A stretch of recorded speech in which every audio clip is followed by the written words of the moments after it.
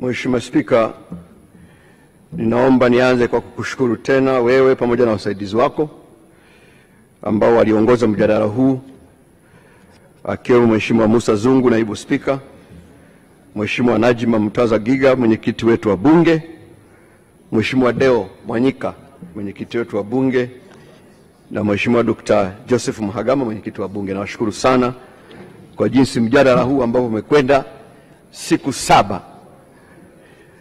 Mheshimiwa Spika, naomba pia nishukuru tena kamati yetu ya kudumu ya Bunge ya Budget chini ya uongozi wa Mheshimiwa Oran Manase Njeza, mbunge wa Mbeya Vijijini, kwa uchambuzi wao makini, maoni ya ushauri wao waliotoa kuhusu tathmini ya hali ya uchumi wa taifa kwa mwaka 2024, mpango wa maendeleo ya taifa kwa mwaka 2025-26, pamoja na bajeti kuu ya serikali kwa mwaka wa fedha 2025-26, na jinsi ambao tumeendelea kushirikiana nao hata tumefanya nao kikao cha mwisho jana mpaka katikati ya usiku. Mheshimiwa Spika, nichukue nafasi pia kuwashukuru sana waheshimiwa wabunge wote, na hususan waheshimiwa wabunge 120 ambao wamepata nafasi ya kuchangia. Mwaka huu wamepungua kidogo kulinganisha na bajeti ya mwaka jana. Mwaka jana waheshimiwa 137 walichangia, mwaka huu ni 97, ukijumlisha na waheshimiwa mawaziri, manaibu waziri, wanakuwa 120. Kwa hivyo, lakini Mheshimiwa Spika, mwaka huu inaeleweka wakipungua kwa sababu mambo ndo hayo tena. Niwashukuru sana kwa michango yao mizuri sana. Tumepokea maoni na ushauri uliotolewa kama ambavyo waheshimiwa manaibu waziri wamesema vizuri, na kwa kweli Mheshimiwa Spika, mwaka huu kwa kiasi kikubwa michango ililenga kuonyesha kazi kubwa iliyofanyika na mafanikio makubwa yaliyopatikana katika kipindi cha miaka 5 ya utekelezaji wa ilani ya CCM kwa ajili ya uchaguzi mkuu wa mwaka 2020, na kila mheshimiwa mbunge aliyesimama hapa alionyesha mafanikio katika ngazi ya taifa, lakini muhimu zaidi akabainisha mafanikio katika jimbo lake. Kwa hiyo nadhani mwaka huu Mheshimiwa Spika imekwenda vizuri zaidi. Tunashukuru sana waheshimiwa wabunge kwa kubainisha wazi, kama nilivyosema, kazi ambazo serikali ya Chama cha Mapinduzi imeifanya kupitia mipango na bajeti ambazo waheshimiwa wabunge waliziidhinisha hapa.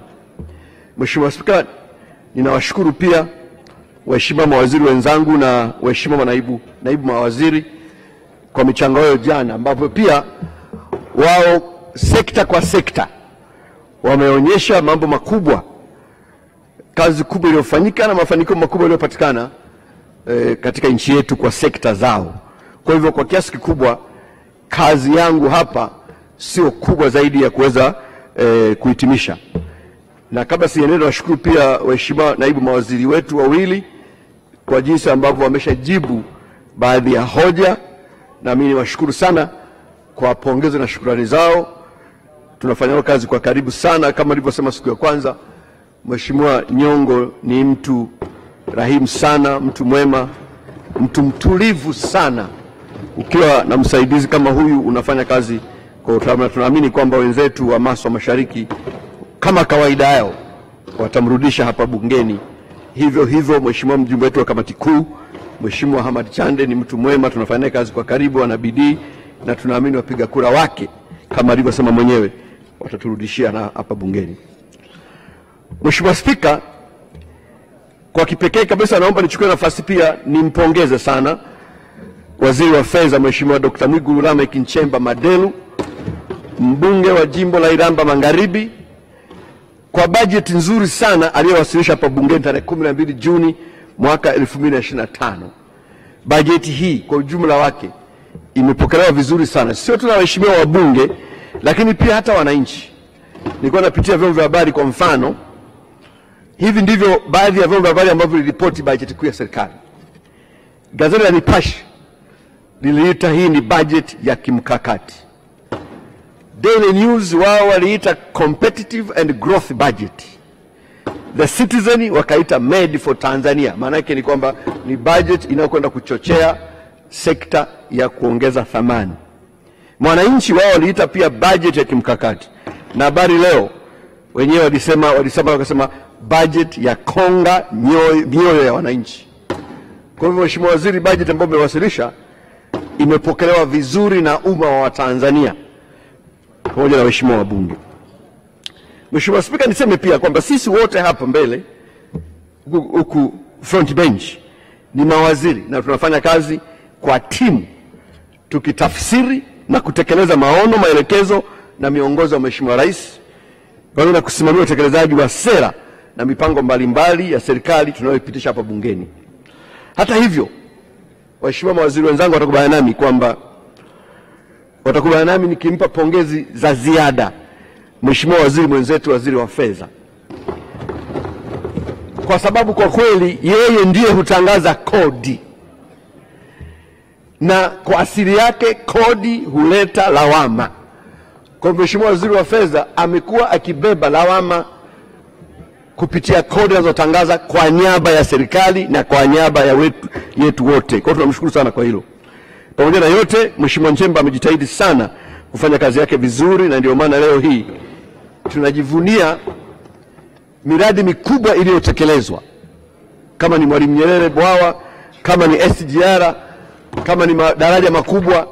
Tusisahau kiwezeshi kikubwa ni fedha ambazo Mheshimiwa Dr. Nchemba alizisimamia vizuri. Mheshimiwa Nchemba, tunakupongeza sana na kwa kazi nzuri uliyoifanya kwa nchi hii kwa miaka hii tangu uwe waziri wa fedha, na kwa uwakilishi wako makini. Sina shaka kwamba wananchi wenzangu na ndugu zangu wa Iramba Magharibi watakurudisha bungeni hapa kwa kura za kishindo. Mheshimiwa Spika, nitoe tu ufafanuzi wa mambo machache, kwa sababu kama nilivyosema, kwa kweli kwa kiasi kikubwa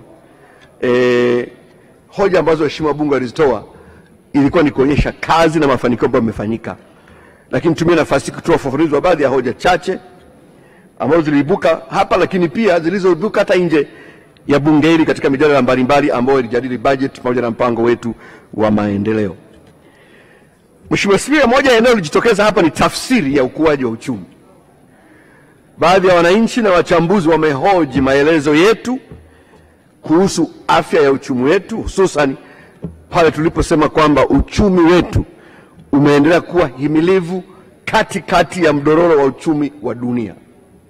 Mheshimiwa Spika, duniani kote afya ya uchumi jumla hupimwa kwa mambo makubwa mawili.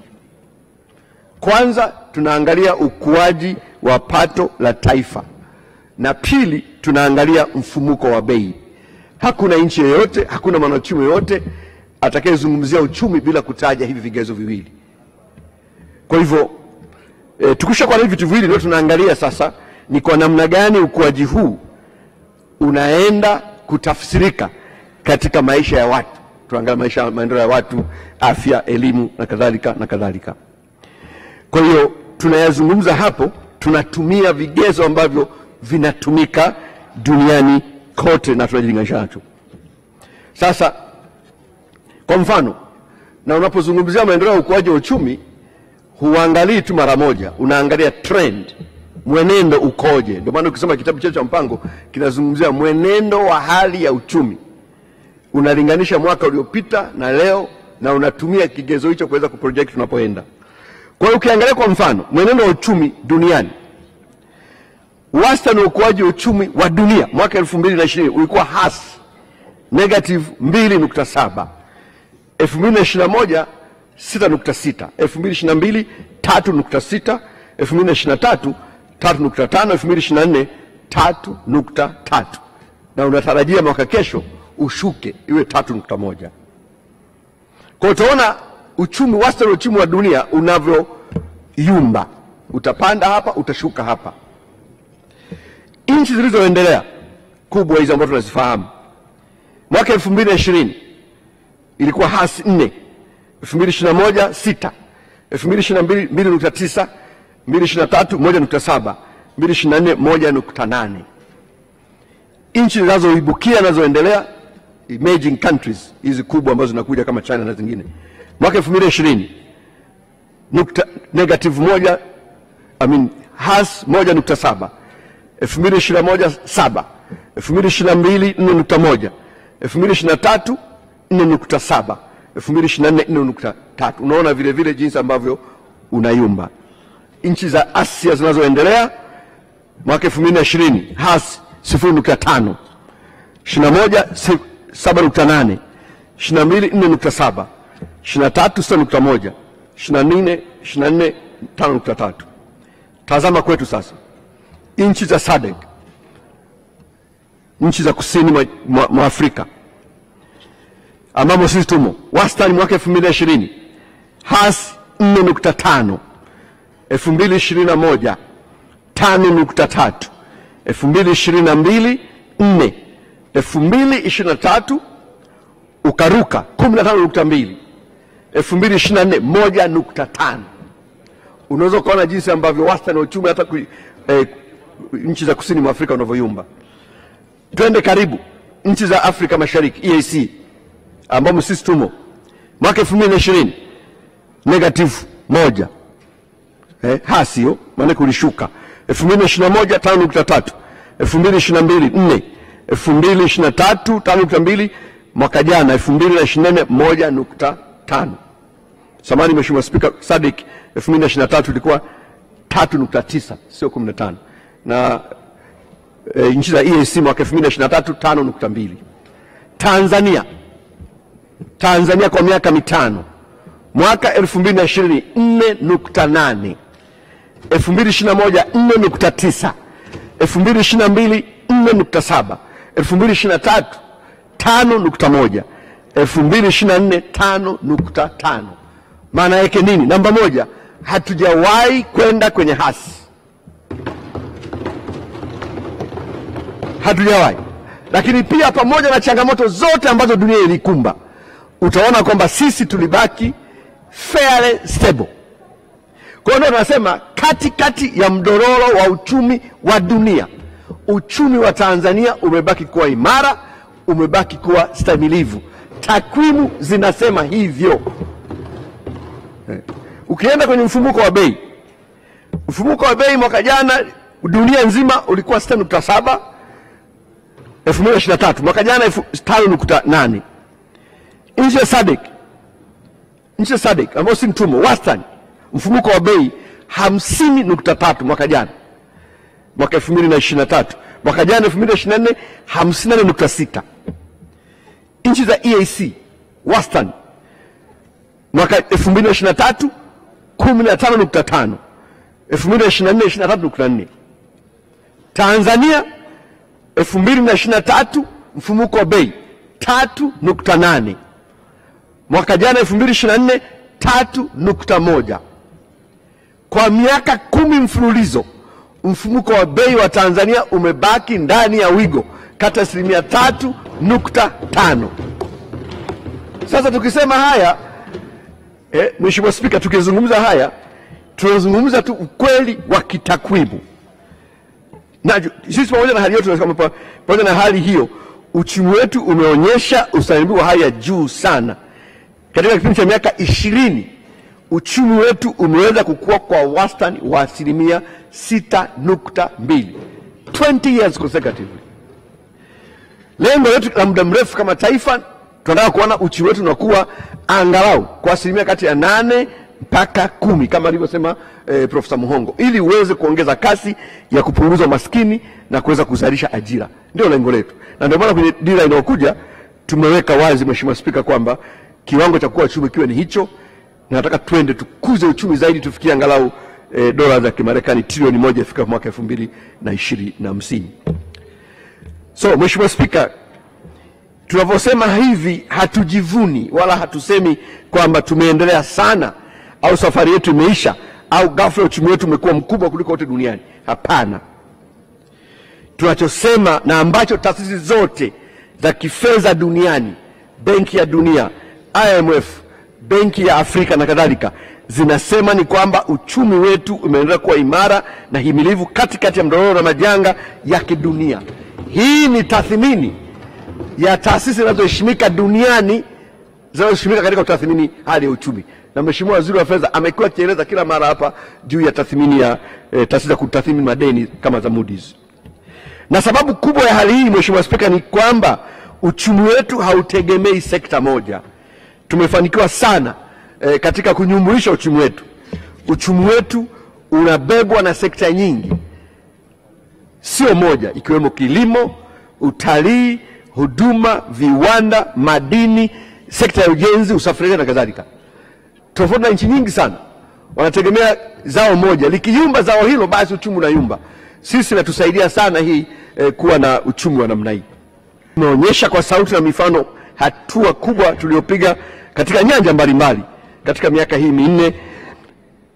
Nilifanya hivyo katika hotuba yangu, alifanya hivyo Mheshimiwa Waziri wa Fedha katika hotuba yake, waheshimiwa wabunge waliopata nafasi ya kuchangia wamefanya hivyo katika michango yao, wakijikita kwenye yale makubwa yaliyofanyika katika majimbo yao, na waheshimiwa mawaziri na naibu waziri waliofanya hivyo jana na leo walifanya hivyo pia, wakati wanachangia katika bajeti hii. Na mimi kama nilivyosema, sikusudii katika hatua hii kurudia ambayo yameshasemwa zaidi ya kutoa muhtasari na hitimisho. Na nisisahau Mheshimiwa Spika, ile hotuba yako kwa Mheshimiwa Rais tunampa tuzo ilibeba kila kitu. It was a very comprehensive analysis ya kile ambacho tumefanya katika miaka minne. Kwa hivyo kwa Mheshimiwa Spika, katika siku 7 hizi tumeonyesha kwa kweli kuwa serikali ya CCM inayoongozwa na Mheshimiwa Dr. Samia Suluhu Hassan imetekeleza wajibu wake katika nyanja zote. Na tukumbushane kidogo kwamba kuhusu kazi za serikali. Serikali ni nyenzo sahihi, ili tupimane vizuri. Ni muhimu tukakumbushana juu ya majukumu ya serikali. Serikali ni chombo cha kusimamia mambo makubwa matatu. Kwanza, amani, ulinzi na usalama. Na jana Mheshimiwa Waziri wa Ulinzi ameonyesha hapa kwamba nchi yetu, majeshi yetu, vyombo vyetu vya ulinzi na usalama vimeendelea kuwa imara, vinasimamia swala la ulinzi na usalama, na ndio maana nchi yetu inaendelea kuwa na amani. Sasa watu wengine hata wakisikia tu kwamba nchi yetu ina amani wananuna. Ukweli ni kwamba nchi yetu bado ina amani, nchi yetu bado salama, nchi yetu bado tulivu. Hatutaogopa wala kuona aibu kusema hivyo, na watu tunaiombea iendelee kudumu katika amani na usalama. Shughuli ya pili, serikali inasimamia haki na sheria. Humo ndio kuna utawala bora, utawala wa sheria, demokrasia. Tumeendelea jambo hili kulisisitiza na kulihimiza, na waheshimiwa mawaziri jana wameeleza vizuri. Tatu, serikali ni chombo cha kusimamia maendeleo. Maendeleo gani? Mosi, huduma za uchumi. Ndio maana tunajenga barabara, tunajenga reli, tunajenga maviwanja ya ndege, tunaweka umeme. Zote hizi ni huduma za uchumi ambazo serikali ni jukumu lake la msingi, na tumeonyesha hapa katika wakati tofauti jinsi ambavyo serikali imewekeza katika mabarabara, katika mareli, katika umeme, katika maji na kadhalika na kadhalika. Serikali vile vile inashughulikia huduma za jamii, mambo ya elimu, afya, maji na kadhalika. Na tumeonyesha hapa jinsi ambavyo Mheshimiwa Waziri wa Elimu jana, Mheshimiwa Waziri wa Afya, Mheshimiwa Waziri wa Maji na kadhalika walieleza mambo ambayo tumeyafanya. Lakini serikali ina jukumu la kuweka mazingira wezeshi katika kufanya shughuli za kiuchumi, uzalishaji, uwekezaji, biashara na kadhalika na kadhalika. Majukumu yote haya ukiangalia serikali tumeyafanya. Tumeonyesha jinsi ambavyo uwekezaji umepiga hatua, jinsi ambavyo biashara zinaendelea kufunguka na kadhalika na kadhalika. Kwa Mheshimiwa Spika, kazi kubwa imefanyika. Mheshimiwa Spika, Tanzania imejijengea heshima kwa mambo mengi. Ukiacha heshima tuliyojijengea ya kuongoza mapambano ya ukombozi katika bara la Afrika, sifa kubwa inayotambulisha Tanzania kimafanikio ni mafanikio yetu katika kutoa huduma za jamii. Mheshimiwa Spika, tunasifika duniani kwa kutumia fedha zetu kwa ajili ya kuwekeza katika rasilimali ya kudumu katika mali ya taifa yenye thamani kuliko zote, ambayo ni watu wake. Rasilimali kubwa tulionayo kama nchi ni watu wetu, na serikali miaka yote imeendelea kuhakikisha kwamba tunawekeza. Na tumefanya hivi miaka yote kwa sababu tunatambua kuwa maendeleo ya kweli ya uchumi hayawezekani ikiwa wananchi ni wajinga au wameelemewa na maradhi. Lazima tuendelee kupiga vita ujinga, tuendelee kupiga vita maradhi. Hii imekuwa ni ajenda yetu ya kudumu, na kupiga vita umaskini. Na ndio maana serikali hii ya Rais Samia imewekeza katika kutoa elimu bila ada, kuanzia elimu ya awali mpaka kidato cha 6. Na katika kipindi cha miaka minne serikali imetumia shilingi trilioni 1 bilioni 308 milioni 945 1.3 trilioni, ikiwa imewekeza kwenye kutoa elimu bila ada, elimu ya awali mpaka form 6. Tafuteni Afrika ni nchi ngapi zinafanya hivyo. Serikali vile vile ya Mheshimiwa Dr. Samia imetumia shilingi trilioni 2 bilioni 760 kwa ajili ya mikopo kwa wanafunzi wa elimu ya juu. Yote hii ni katika kuwekeza katika rasilimali watu. Tumefanya hivi miaka yetu yote, tumefanya hivi kwa kasi kubwa katika miaka minne ambayo imepita. Na ndio maana serikali ya Samia pia imeamua kutekeleza mpango wa bima ya afya kwa wote, na bajeti kuu ya mwaka huu tumeainisha maeneo ya kikodi kwa ajili hiyo. Na Mheshimiwa Spika, niseme kidogo, ili swala la afya ya bima ya afya kwa wote lilitamkwa kwa mara ya kwanza mwaka 1993-94, na naomba ninukuu hapa hotuba ya rais wetu wa awamu ya pili, mzee wetu hayati Ali Hassan Mwinyi, wakati anafunga bunge 1995. Alieleza kwamba katika mwaka wa fedha 1993-94 wananchi walichangia jumla ya shilingi milioni 244.5 katika afya, na kulikuwa na malalamiko makubwa sana wakati ule kwamba haiwezekani wananchi waendelee kuingia gharama katika afya. Kutokana na hilo, rais wetu akaamua uchunguzi sasa unafanya kuona uwezekano wa kuanzisha mpango wa bima za afya kwa wananchi wote, ili mpango huo wananchi kuchangia uishe. Kwa hiyo 1993-1994 serikali iliamua kuja na mpango wa bima ya afya kwa wote. Imetekelezwa miaka 30 baadaye katika awamu ya 6 inayoongozwa na Mheshimiwa Dr. Samia Suluhu Hassan. Mwaka jana, Mheshimiwa Spika, bunge lako hili limepitisha sheria ya bima ya afya kwa wote, na mwaka huu waziri wa fedha ameweka vyanzo maalum kwa ajili ya kuona kwamba mpango huu wa bima ya afya kwa wote unaanza. Sasa tukisema haya ni mafanikio makubwa, unakataa vipi? Miaka 30 baadaye ndio tunatekeleza bima ya afya kwa wote. Mheshimiwa Spika, ningekuwa kwenye mkutano wa hadhara ningetamka neno fulani, kingoja tuendelee. Mheshimiwa Spika, hakuna shaka kwa maelezo haya, hakuna shaka kwa maelezo kwamba katika miaka hii minne ya uongozi wa Dr. Samia kazi kubwa imefanyika na mafanikio makubwa yanapatikana.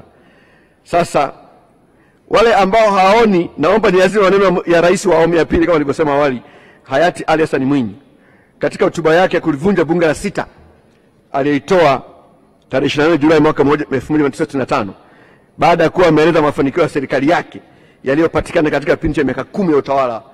Alisema hivi, na nukuu: waheshimiwa wabunge, asiye yaona maendeleo kwa sababu macho ni magonjwa atege masikio asikilize haya tunayoyasema. Na ningeweza kusema, waheshimiwa wabunge, asiye yaona maendeleo kwa sababu macho ni magonjwa atege masikio asikilize haya tunayoyasema.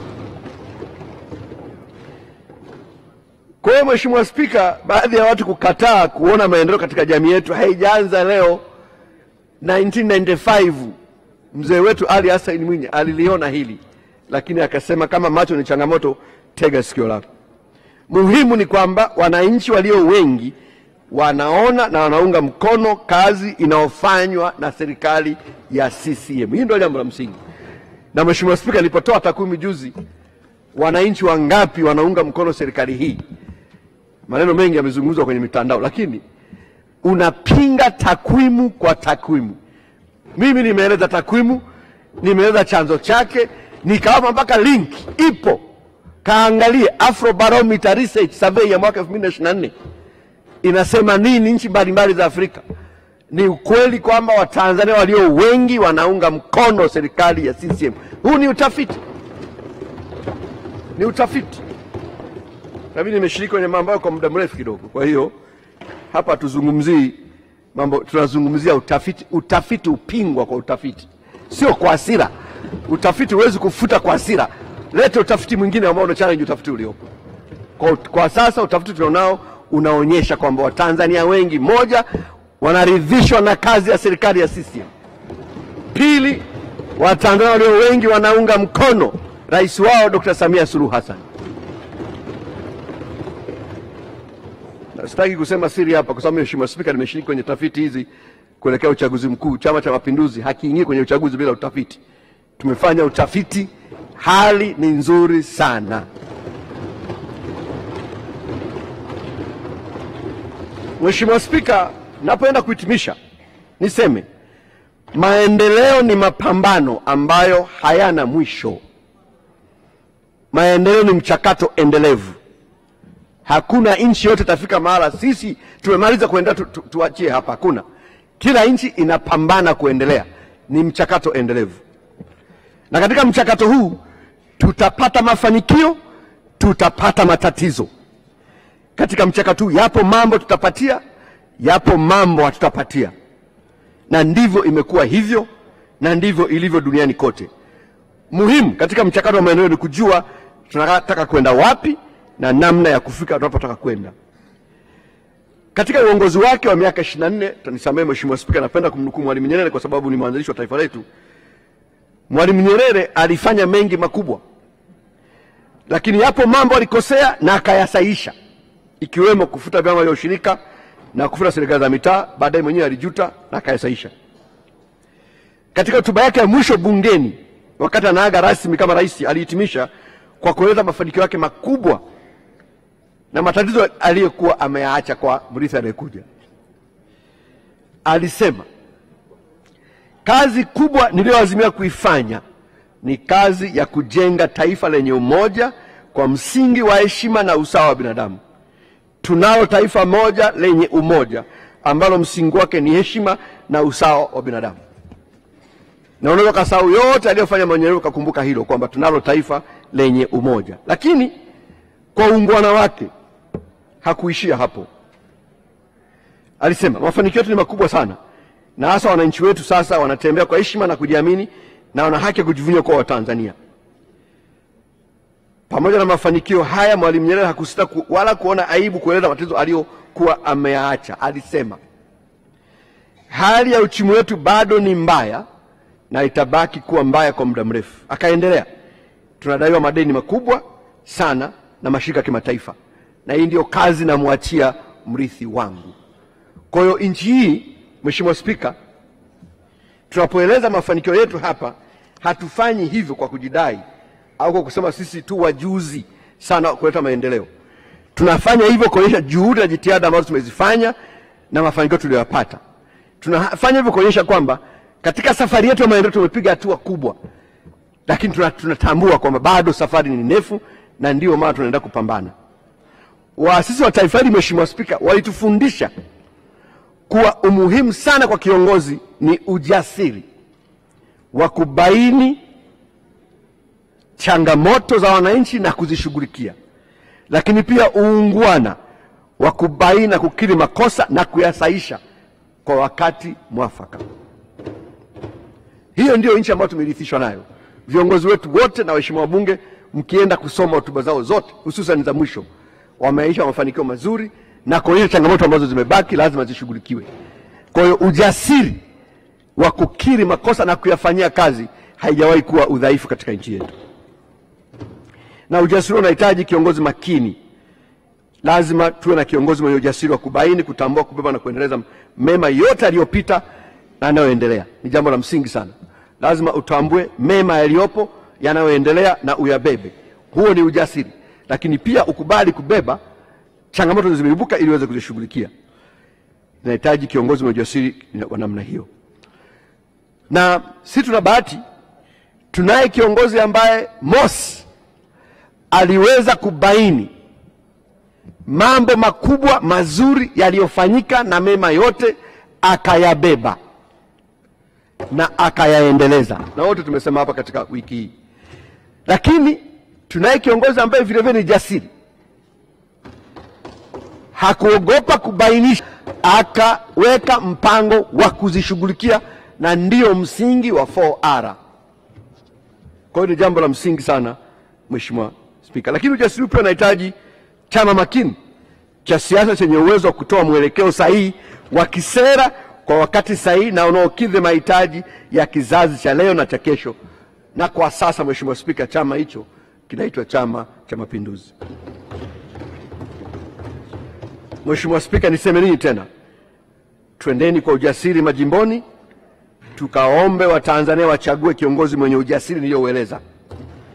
Kiongozi huyo kwa sasa ni Dr. Samia Suluhu Hassan na Dr. Hussein Ali Mwinyi. Amefanya kazi kubwa, anaelewa nchi inataka kupeleka wapi, anao mpango makini wa kutupeleka huko. Juzi cabinet imeidhinisha dira ya taifa ya mwaka 2050, na kwa kibali chako Mheshimiwa Spika, tutaiweka mezani hapa bunge hili kabla halijaisha. Tunao mwelekeo, tunayo dira ya kutuongoza, tunaye kiongozi makini, kiongozi jasiri ambaye atatupeleka mbele. Twendeni kwa ujasiri majimboni, Mheshimiwa Bunge, tukawaombe Watanzania wachague chama makini chenye uwezo wa kutoa na kusimamia mwelekeo sahihi wa kisera kwa nchi yetu. Chama hicho ni Chama cha Mapinduzi. Niwatakie kila laheri, tuombeane afya njema ya kimwili, ya kiroho, lakini pia afya njema ya kisiasa majimboni mwetu. Mheshimiwa Spika, nihitimishe kwa shukurani kuitumikia nchi yetu, Mheshimiwa Spika, na wananchi katika nafasi ya uongozi kama huu tulionao sisi mawaziri na sisi waheshimiwa wabunge.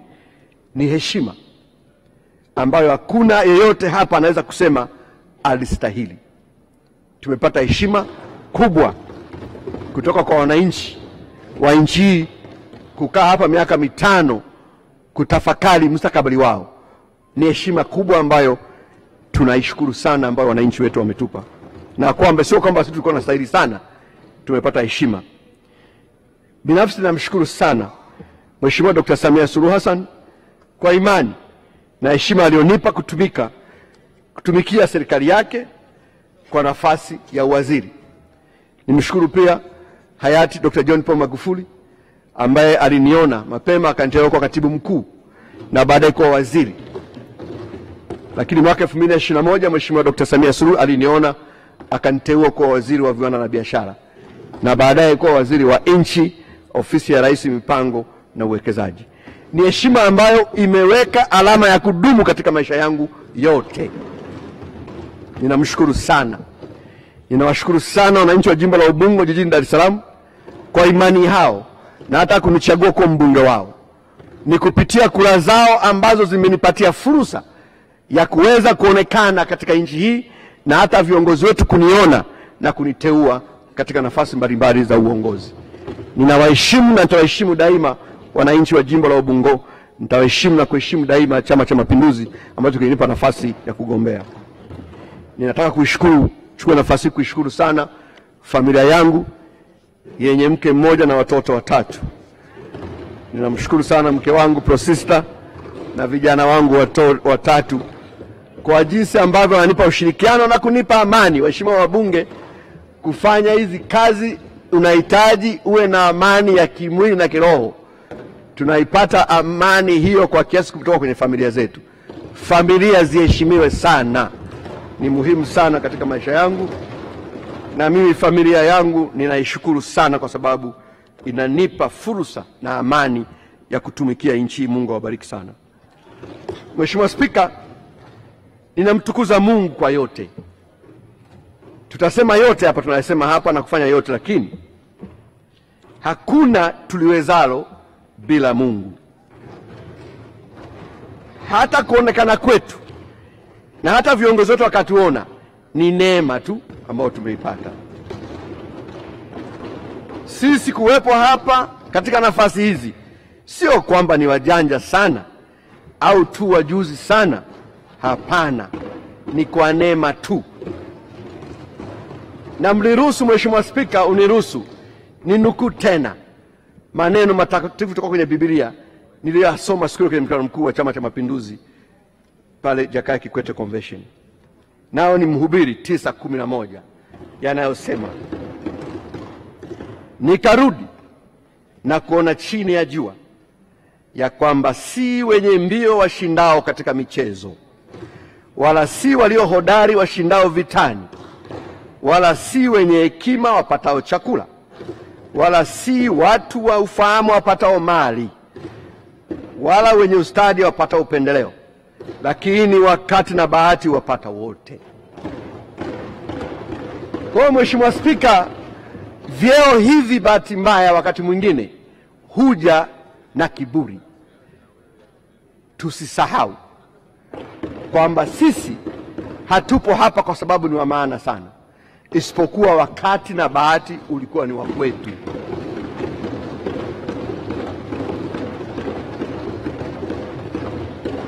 Mheshimiwa Spika, baada ya maelezo hayo, ninakushukuru tena kwa fursa ulionipa ya kuhitimisha hoja yangu.